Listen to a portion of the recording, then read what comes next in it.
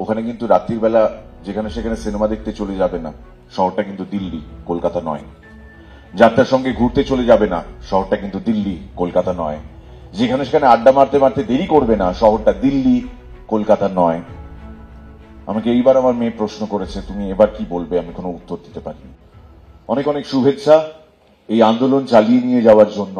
আমার মনে হয় সব থেকে বড় হাততালি আপনারা নিজেদেরকেই দিতে পারেন, বিকজ এইরকম আন্দোলন আমাদের এই শহর দেখেনি।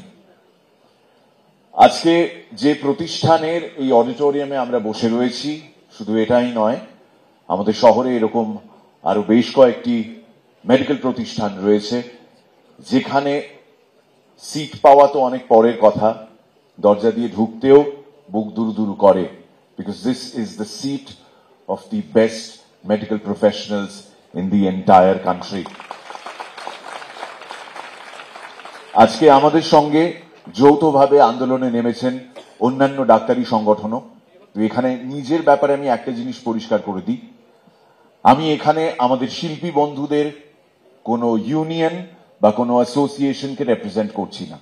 আমি ডক্টর কিঞ্জল নন্দর সঙ্গে ফোনে কথা বলার পর ডিসাইড করি এখানে আসবো, just as an individual. Please do not জাজ me by what I do, জাজ মি অ্যাজ আ পার্সন, যে আপনাদেরই মতন এই জল, হাওয়া, মাটি, এই সমস্ত কিছু উপভোগ করি। এগুলোর অনেক ঋণ রয়েছে। আমার স্ত্রী একজন doctor.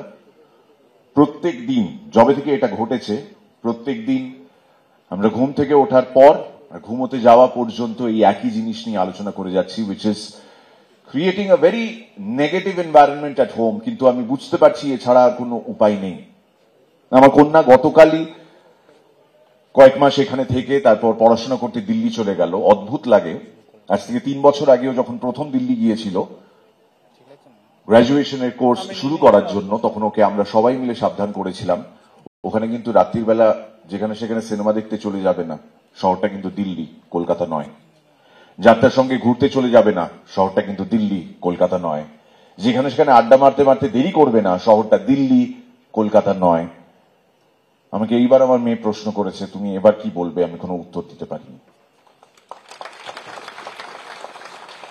But having said that, আমার এখনো মনে হয় অনেকটা পজিটিভিটি বাকি রয়েছে। অনেক মানুষ যাদের কোনোদিনও মেরুদণ্ড ছিল না, তাদের মেরুদণ্ড ফাইনালি দেখা যাচ্ছে বাইরে থেকে।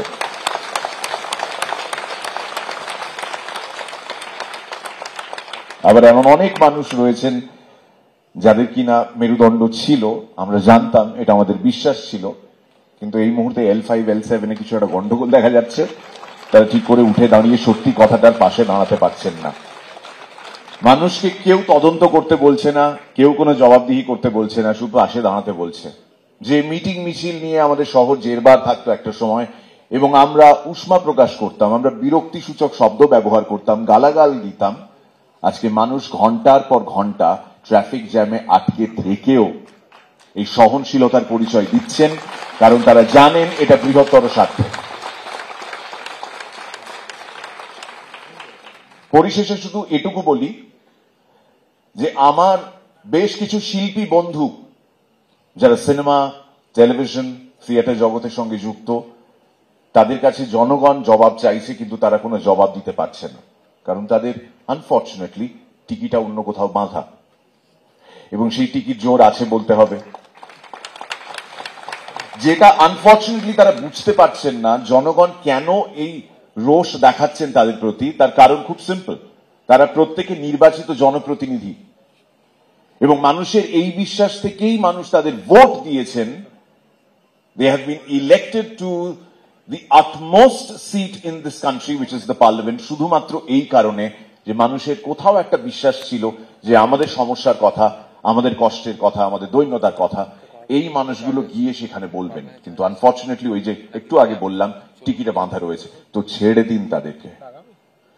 তাদেরকে ট্রোল করার থেকে মনের মধ্যে গেঁথে নিন একটা বিষয়, ট্রোল নয়, you have a role to play. You and I, we all have a role to play. এই আন্দোলন, এটুকু তো আমরা দেখে স্পষ্ট বুঝে গেছি, এটা কয়েকদিনের আন্দোলন নয়, এটা কোনো হুজুগ নয়। এটাকে যারা হুজুগ বলছেন, যারা ছোট করার চেষ্টা করছেন, তাদেরকে সামনে দেখলে থুতু ছেটাবেন তাদের মুখে।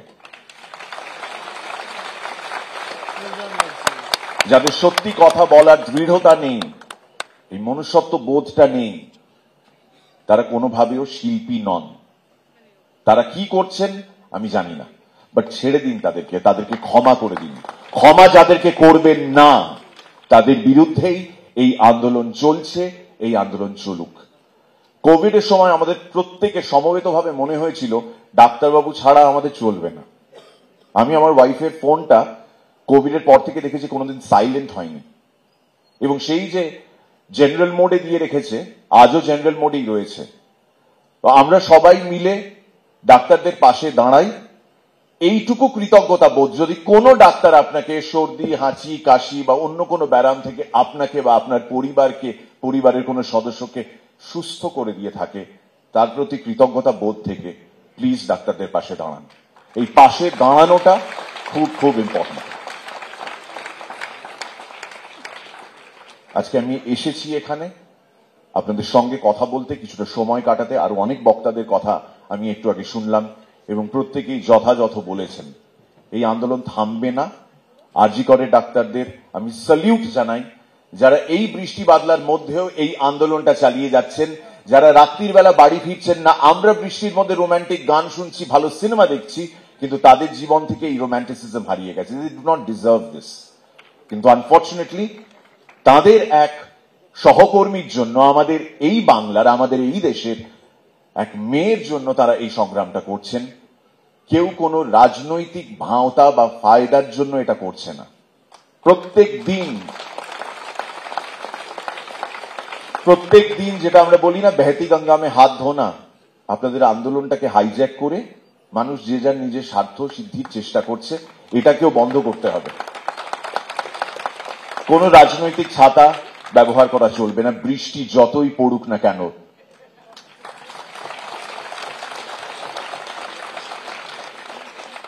এই আন্দোলন, এই বিপ্লব আমাদের সবার তরফ থেকে। আজকে মানুষ যখন কাজ করছে, তারা কাজ থেকে যেই ছুটি পাচ্ছে, তারা কোথাও না কোথাও গিয়ে হাঁটছে, তারা কোথাও না কোথাও গিয়ে দাঁড়াচ্ছে এবং বলছে আমরা পাশে আছি। Justice for, justice for, justice for.